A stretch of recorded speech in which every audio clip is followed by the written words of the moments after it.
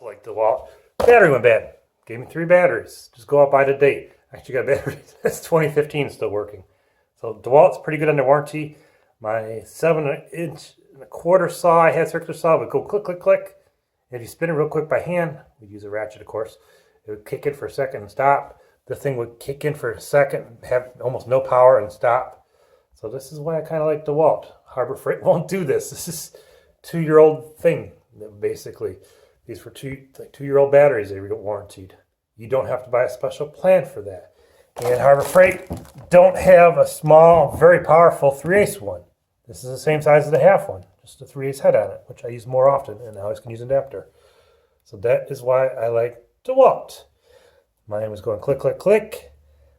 5-6 weeks later, they sent it to me. It's prepaid. I didn't have to do anything. Just put a label on it in the box and send it away.